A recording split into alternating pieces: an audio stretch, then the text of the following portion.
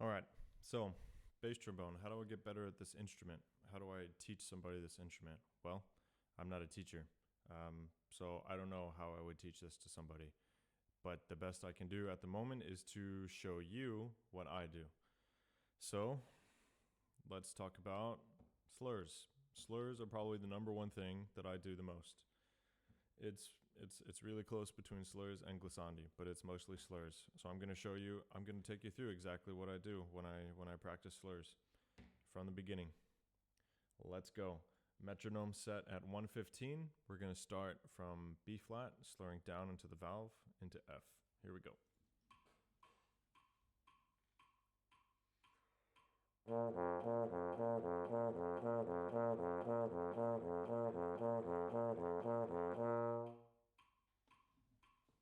That is 3 groups of 4. 3 groups.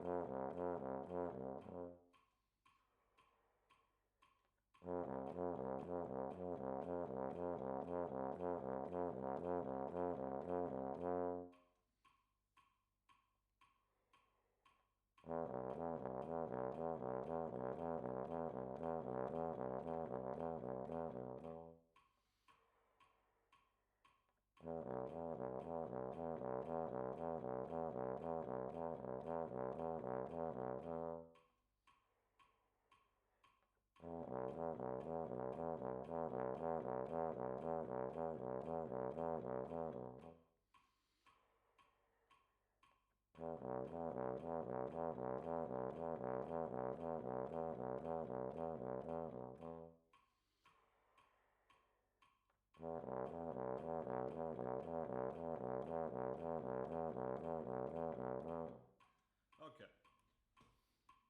So the reason I do the last one more than 2 or 3 times is simply to get more. The low B's and the low C's are honestly some of the hardest notes on the instrument for me. So I try to play them the most when I do these exercises. The other valve or the other slur pattern, I'll repeat those 2 times, sometimes 3 times. If I make a mistake 1 or 2 times in a row, I'll play them until I don't make a mistake for 2 times in a row, and then I move on.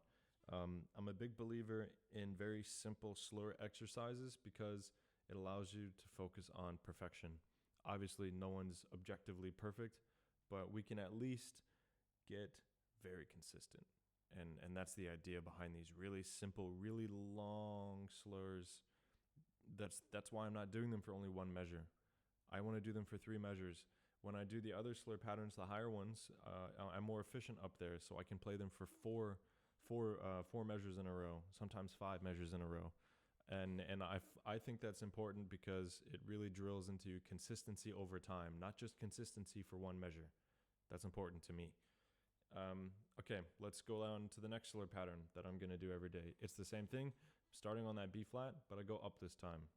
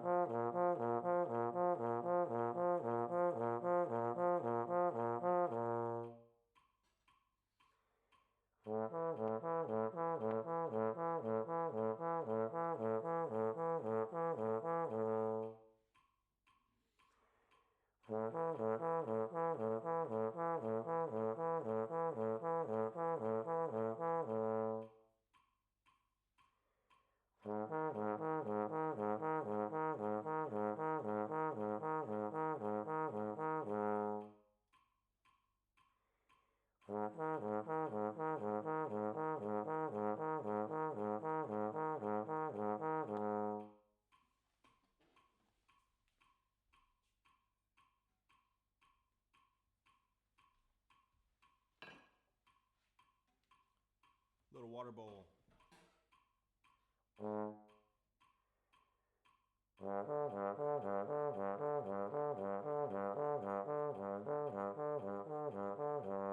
Whoopsies.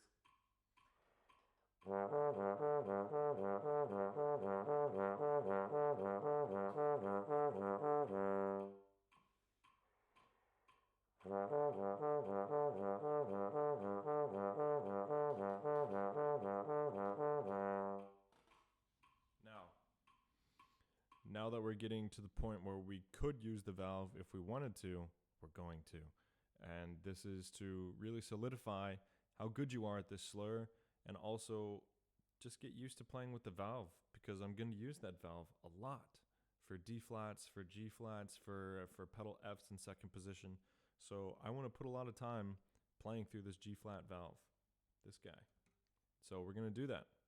For every slur that we can use the valve, we're going to use the valve.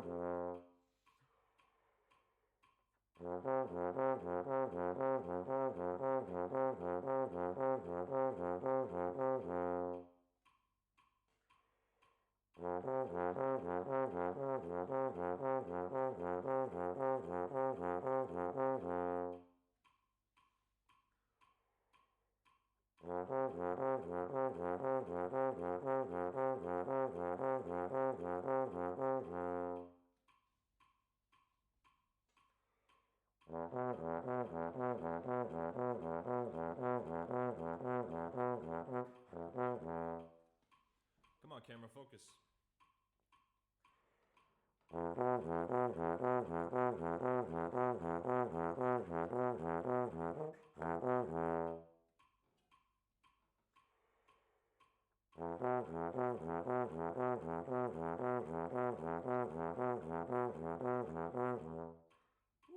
Running out of air.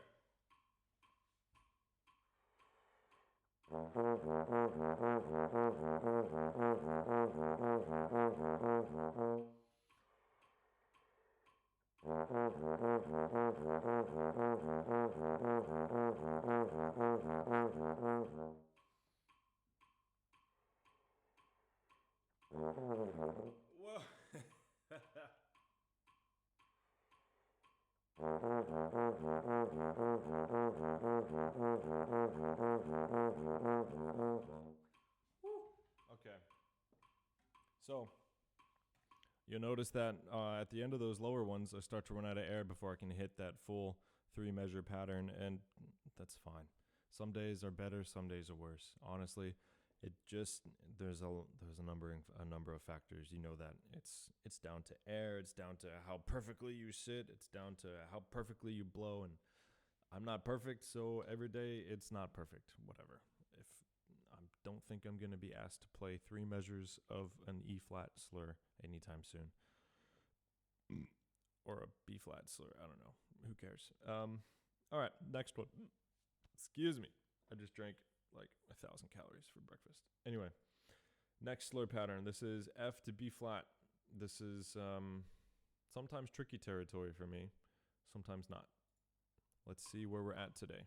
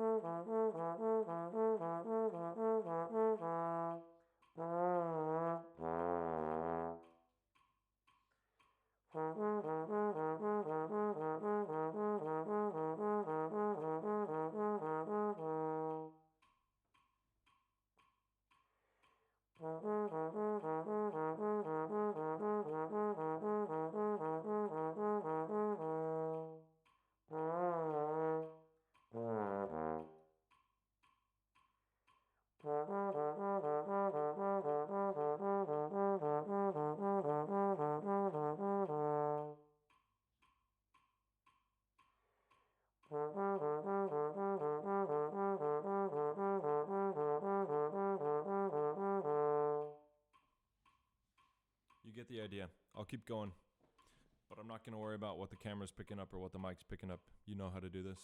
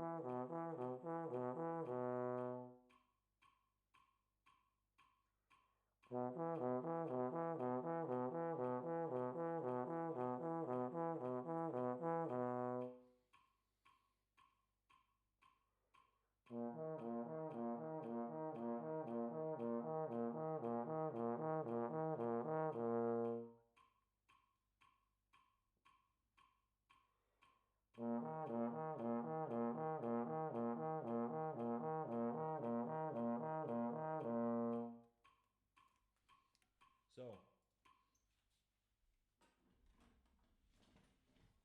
that last one, that one's important to me because I play that B flat in third position with the valve all the time during the creation excerpt because it's just more ergonomic and faster and cleaner to try to hit that B flat on the way to playing an F arpeggio, a B flat major arpeggio than it is to try to fly out there for a fourth. If you're already out there in third, you just move and then come back to first. I find that a lot better than trying to go from first to fourth to first. Just more ergonomic, faster, and cleaner for me. Anyway, let's move on. Those are the most basic slurs that I do. except for some Brad Edwards. But first I'm going to show you the Marstellar that I like to do. I put this at about metronome 90, 95. It's at 96 because that's just what popped up for me. I'm using YouTube metronome because I'm too lazy to use a metronome app.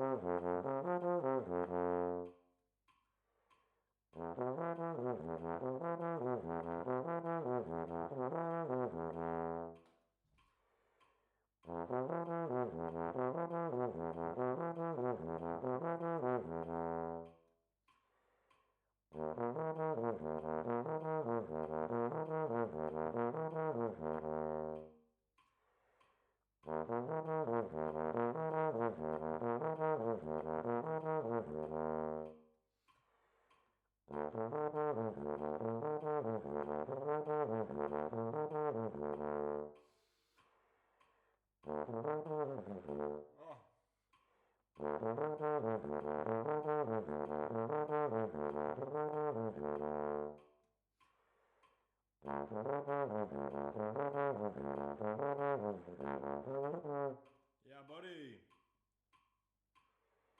Yeah, okay. So, those last two with the double valve, totally unnecessary because I'm never going to play, well, I can't say never, I shouldn't say never. I'm not likely to play an A natural or an A flat using both valves. I have two other valves. I could use each of those valves in independent ways. I don't have to play them together. That's just meh. But I do it anyway because fuck it, why not? Doesn't take that much time. Okay, the next slur exercise that I'm gonna do, I'm only gonna play once for the sake of time because this video is going to drag on for 30 more minutes if I don't break this up and make it a little shorter. So for the sake of brevity, for the sake of time, efficiency, I'm gonna do this just once. So this pattern is at 110 on the metronome, and this is the Brad Edwards lip slurs against the grain. I find this really useful, and I extend it down into the pedal register, and I'm going to show you what that looks like. Oh, I should say, the majority of these exercises I'm only using a breath attack for. No tongue. Sometimes tongue on Marstellar if I'm having trouble getting the first note out. Obviously, Marstellar, you have to tongue the top and the bottom anyway to continue, to keep the pattern going.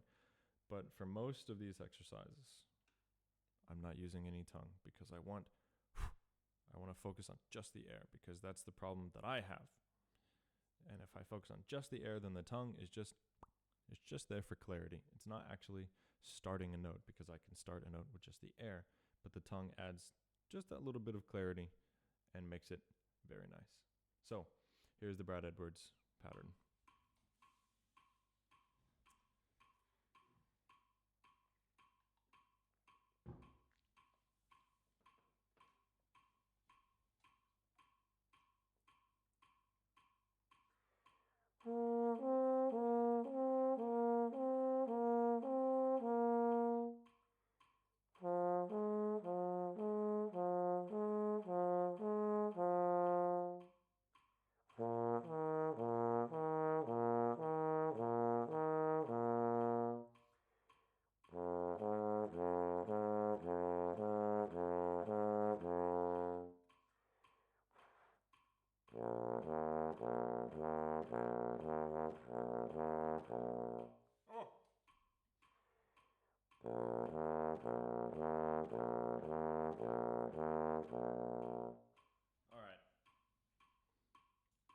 This one is the tougher one for me because the pedal register is so open and relaxed, and the valve register is open and relaxed, but it's just a little bit more support.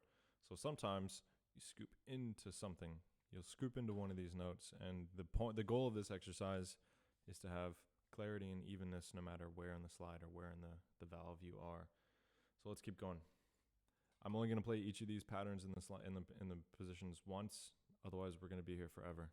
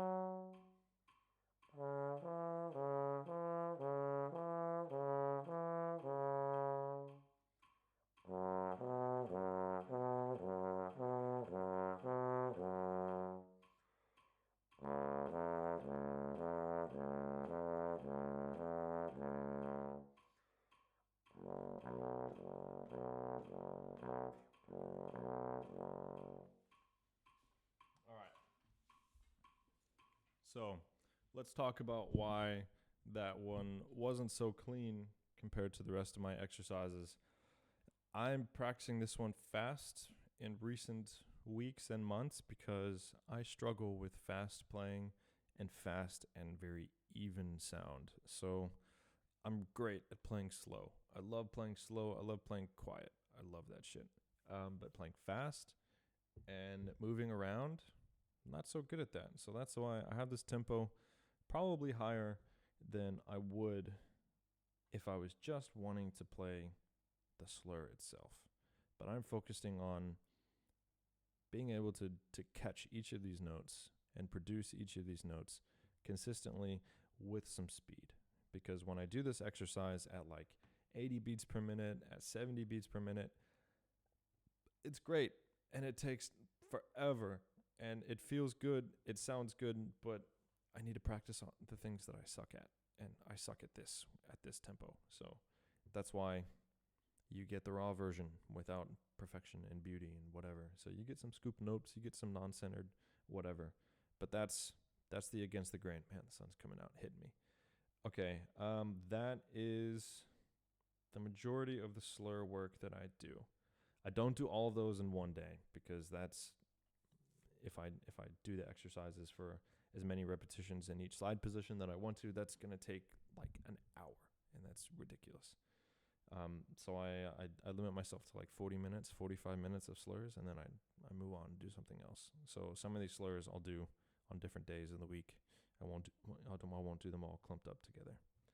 Okay, so what's next? I'll do some slurs that kind of move around a little bit more.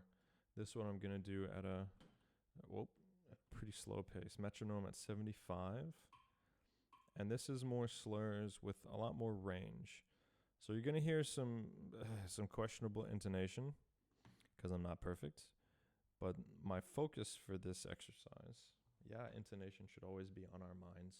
But my big focus for this exercise is even sound as I go up and down the instrument. So let me just catch a B flat real quick.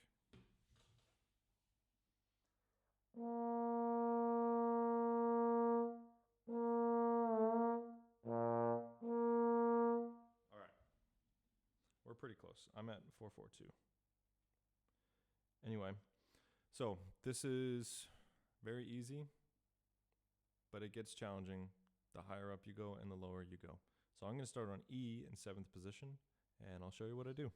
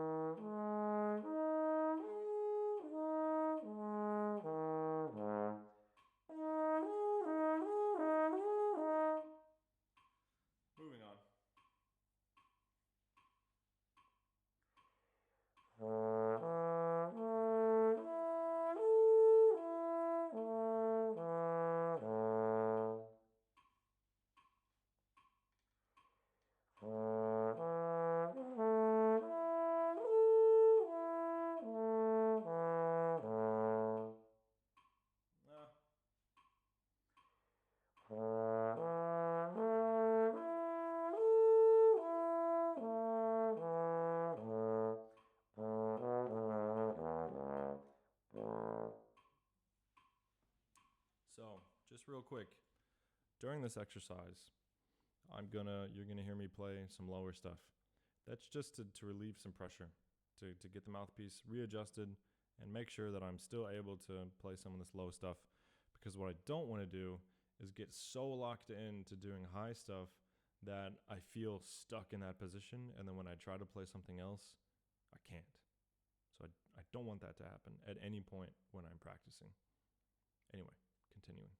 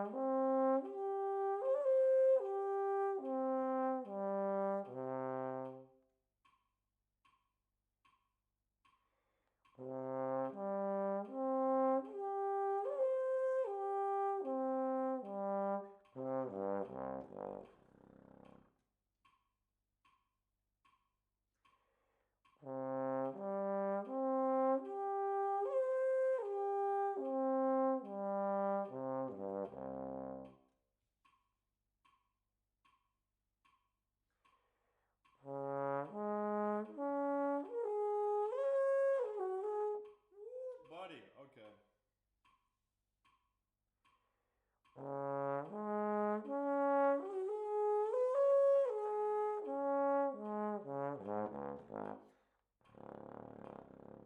All right, that's enough of that. And you'll notice that as soon as that sound quality starts to dip up high, man, I need to drop my blinds. As soon as that sound quality dips and starts to sound pinched, I just ease off. It's not worth it. For bass trombone, playing that C, fuck yeah. Playing higher than that C, why? I'm not playing psychedelia. I'm not James Markey. So I go until I can, and then I might try that one more time if I was playing without the mic and the camera, and I might go for the D natural, but further than that on bass, not really worth it. I would rather spend those 5 or 10 minutes doing something else.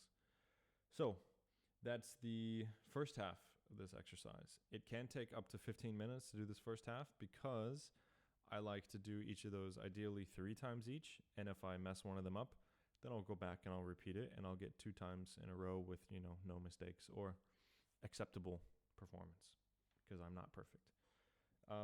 And now to do the second half, I'm going to do the same thing, except instead of working up, I'm going to work down. I'm going to start on that E, and I'm going to work down. Eventually, you can skip some of this and just start in the pedal register, but I just want to show you what it's going to look like for the whole thing.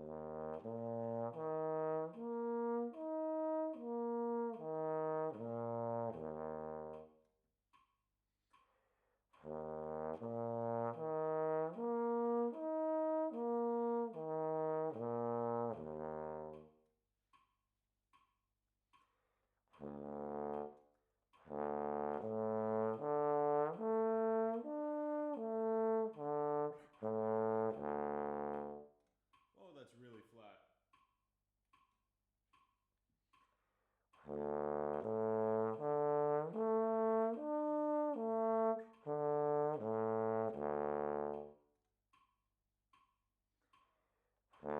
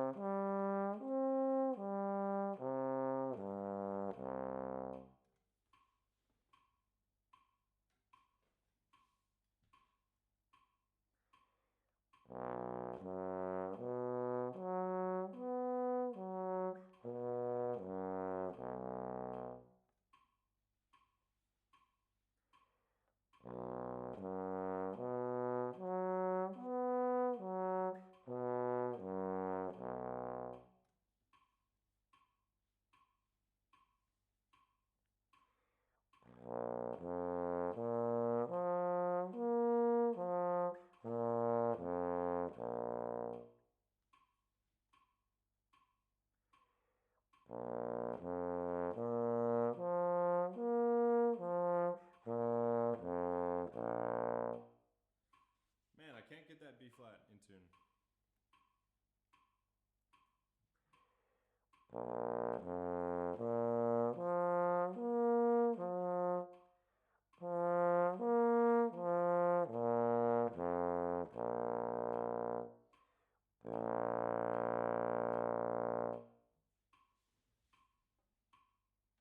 All right. Now we're getting into pedal register. This is where it's really, really important that we're paying attention to what we're doing. And I have my little tuner here watching me. I'm really trying for good intonation, plus or minus 5 cents, 3 cents ideally, right on the money if I'm, froggy enough to hit it. But here's where intonation is important because sometimes we can't hear it. I can't always hear if I'm in tune or not when I'm playing down low. But I need to get the muscle memory down, and I need the good repetitions of good intonation to kind of, wash over me and be absorbed. So this one's, I'm really paying attention to intonation here. Obviously, it's easier when there's context that you're matching with, but don't always have that.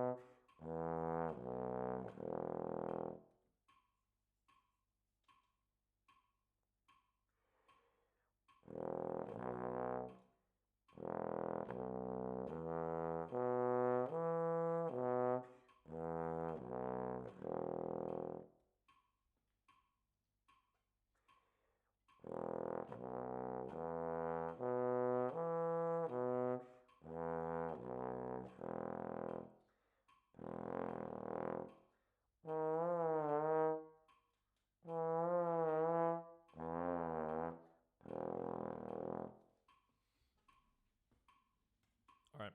I need a short break, so I'm going to talk to you for a sec. So, this exercise, not easy, not very interesting, but that's what, in my opinion, allows us to focus on really dialing in what we're doing, getting locked in, as the kids say. You want to be concentrated on what you're doing, and you want to be able to save some brain power for creation, not just survival. Man, son. Okay. So what I mean by that is, if you take an exercise, and I can't play you an example because I don't have any of them memorized. If you take an exercise, some sort of slur pattern that's changing keys every second measure, that's a lot of brain power just to think about the exercise. And I think that's cool. If you can do that and you can focus on good creation the whole time, bonza, you beauty, more power to you. I'm not that guy, okay? I have trouble with new patterns and new exercises. It takes a lot of repetition for me to learn something. And sometimes that's tough because when I play with colleagues of mine, they're like, oh, bro, let me show you this cool exercise that I came up with. Or let me show you something that somebody showed me. And then they play me this really sick sounding exercise and I can't get my head around it. And it takes me like 5 to 10 minutes. So that's why I'm also a big advocate for simple exercises that allow you to focus on creation. Because for me, I can't focus like that. I need to focus on creation. If I'm focusing on, this crazy wacky exercise, I'm gonna mess up on the creation aspect. I'm only gonna be focused on surviving this exercise instead of creating the best possible tone that I can.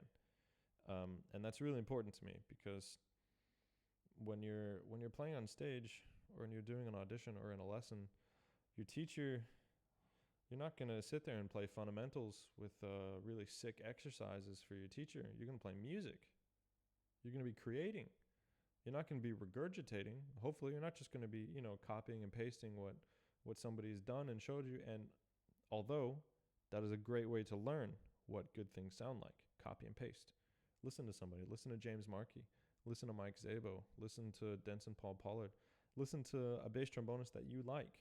I like Randy Hawes, Brian Hecht, and James Markey a lot, and I listen to them a lot.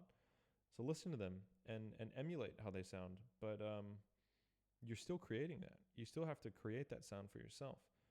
And if you're only focused on, badass fundamentals exercises, you'll be technically a god. It'll be sick. And when you go to play real music, there's a chance that you're going to sound boring. And I was just speaking to a bass trombonist in Germany about this. And he was specifically talking about Americans because I'm in Germany. He was talking about Americans because some of the Americans that he's met, not everybody, that's not fair to say, but some of the Americans he's met, they didn't sound all that interesting. And some of the people that he listens to online, they also don't sound that interesting. But when you look a little bit deeper into the exercises that they play and that they post, I'm like, man, that sounds crazy complicated. But when you play solos, I don't hear the work that you're doing because the solo isn't that crazy complicated exercise that you're playing sometimes.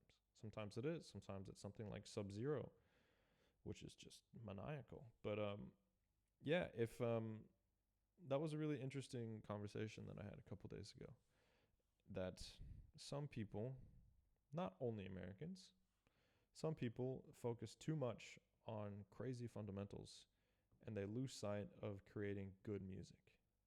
And yeah, good music, that's also not really a measurable quality. But when you listen to somebody and you're kind of bored and you're not hanging on the edge of your seat or closing your eyes and really appreciating what they're playing, if you're just sitting there, thinking about what you're going to make for dinner or like, man, I kind of want to go to the gym right now or something, then that person is kind of not taking care of business in the right ways. So anyway, that's a long enough rant. That can be its own conversation. Let's get back to this exercise. I stopped on E natural. Here's E flat.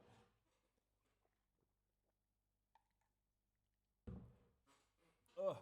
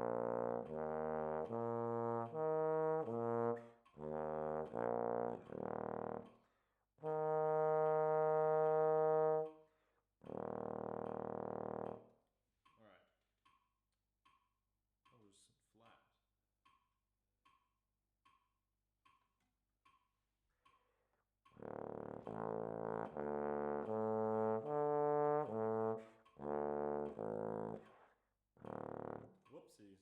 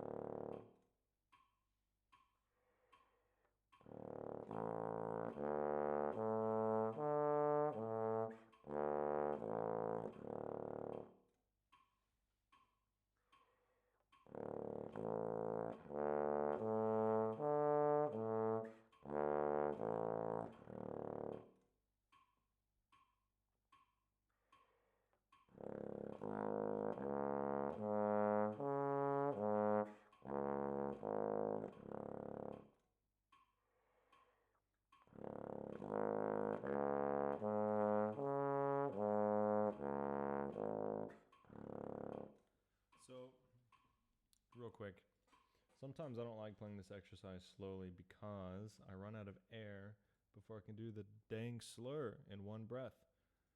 And sometimes I want to practice that. So if you want to increase the speed of this exercise, let's say 85, 90 beats per minute, do it.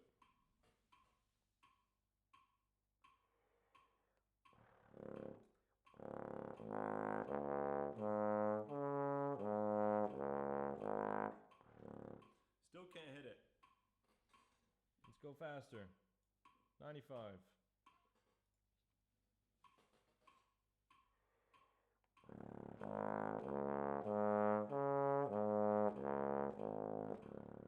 There it is.